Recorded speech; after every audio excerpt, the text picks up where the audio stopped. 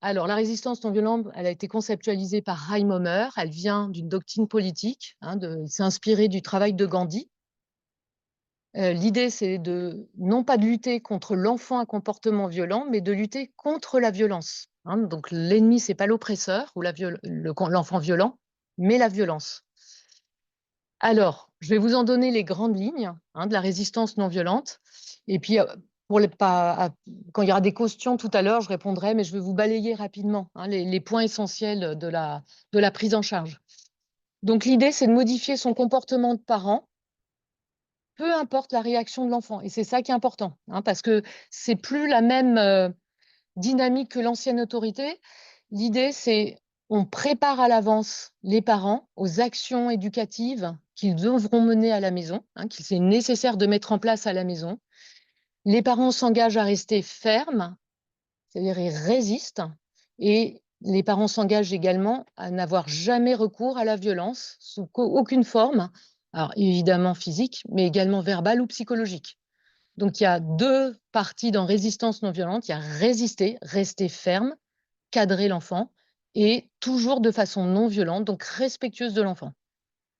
Donc c'est un grand changement, et on n'agit pas en réaction, c'est on prépare les actions avant. Et quand l'enfant fait une crise de colère, là aussi, les actions à mener après la crise de colère sont faites à froid, après, et elles sont bien préparées, programmées.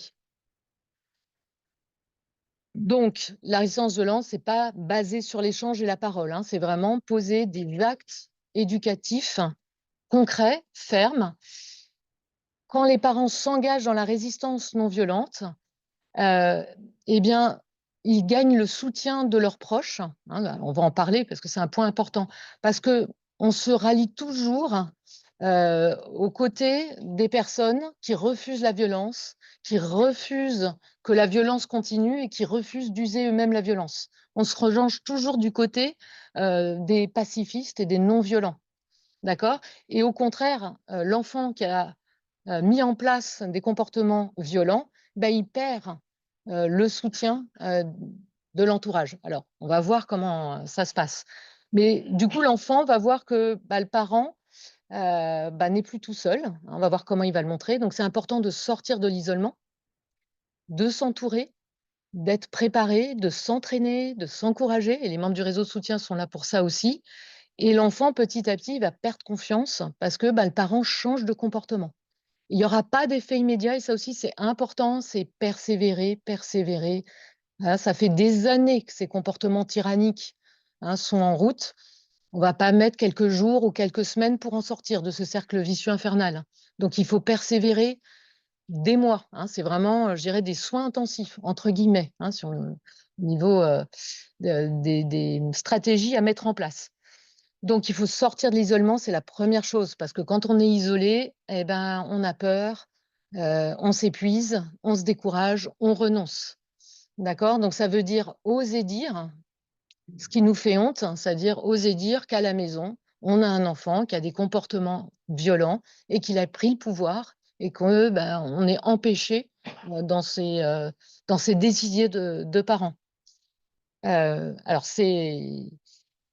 on va voir comment constituer un réseau de soutien. L'autorité, voilà, là on est sur une nouvelle autorité. Donc l'ancienne autorité, classique, que probablement on a tous reçue, en fait, c'était indiscutable, c'était les parents qui décidaient.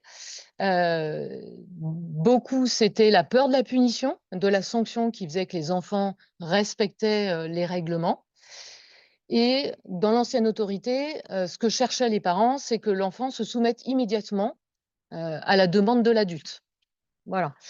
Et l'enfant, ça pouvait fonctionner, mais à très court terme, parce que les punitions, les menaces, ça enseigne aux enfants à éviter les punitions. Pas vu, pas pris. Maintenant, la nouvelle autorité, c'est toujours le parent qui est détenteur, bien sûr, de l'autorité parentale, mais il va persévérer sans faire peur à son enfant. C'est pas l'objectif, mais il va rester ferme dans ses demandes.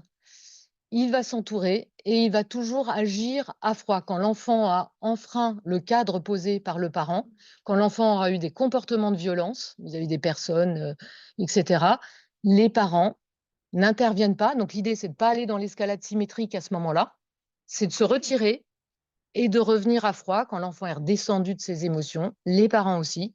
Et là, quand tout le monde a retrouvé son calme, les parents vont revenir, soutenus par le réseau de soutien, auprès de l'enfant. Alors, l'idée, c'est que on ne cherche pas à obtenir tout de suite une modification du comportement de l'enfant parce que là, l'enfant a un comportement tyrannique, il a montré de façon éclatante qu'on ne pouvait pas contrôler son comportement. Les parents peuvent, avec la résistance non violente, réapprendre à contrôler leur comportement et c'est déjà pas facile de contrôler son propre comportement. C'est impossible de contrôler le comportement de son enfant.